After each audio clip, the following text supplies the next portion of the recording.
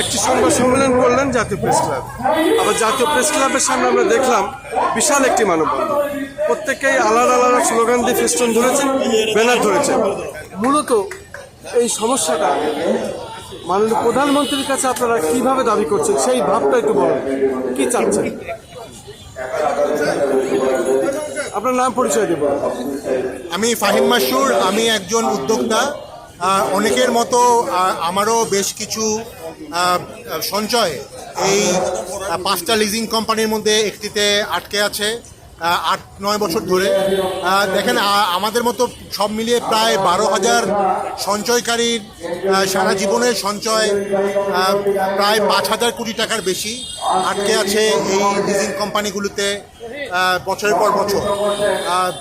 অন্তর্বর্তীকালীন সরকারের সময় একটি উদ্যোগ নেওয়া হয়েছিল। তৎকালীন গভর্নর একটি উদ্যোগ নিয়েছিল যে যাতে এই যে 6টি লিজিং কোম্পানি যাদের কাছে 1,000 কোটি টাকা আটকে আছে সেইগুলিকে অবসায়ন করে এই টাকাগুলো দেওয়া হবে, টাকাগুলো ডিপোজিটারদের কাছে ফেরত দেওয়া হবে।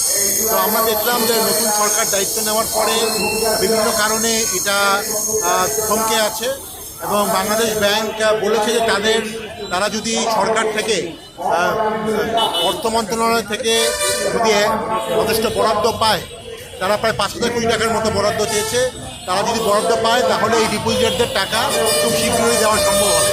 তো আমরা মনে করি সামনে যেহেতু বাজেট আসছে, 11ই জুন বাজেট আসছে, সেই বাজেটে যাতে মাননীয় অর্থমন্ত্রী এবং মাননীয় প্রধানমন্ত্রীর কাছে আমাদের আবেদন থাকবে যাতে বাজেটের আমাদের যে বড় একটা বাজেট হবে, 7 লক্ষ কোটি টাকার বাজেট হবে, তার মধ্যে অ্যাটলিস্ট এই যে সঞ্চয়কারীদের সারা জীবনের সঞ্চয় সেই টাকাটা যাতে দেওয়া হয়, 5,000 কোটি টাকা যাতে দেওয়া হয় এবং তারপরে এই 5টি লিজিং কোম্পানির অবসায়ন করা হয়। এটাই আমাদের দাবি। আমরা মনে করি যে অনেকে আছেন যারা আসলে বেসিক্যালি অসুস্থ, তারা অনেকে চিকিৎসা করা যাচ্ছে না, অনেকে সন্তানদের পড়াশোনা করাতে পারছে না। এটা আসলে একটা মানবিক দাবি।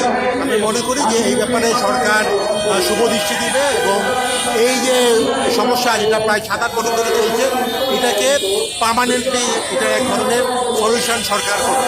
আপনারা কি লিখিতভাবে একটা স্মারকলিপি দিচ্ছেন? আমরা অলরেডি বাংলাদেশ ব্যাংকের কাছে এবং সরকারের বিভিন্ন জায়গায় আমরা স্মারকলিপি দিয়েছি এবং আবেদন করেছি যাতে এই সমস্যাটা দ্রুত এক ধরনের সমাধান করা যায় এবং এটা আগামী বাজেটের মধ্যে দিয়ে আসলে করা সম্ভব।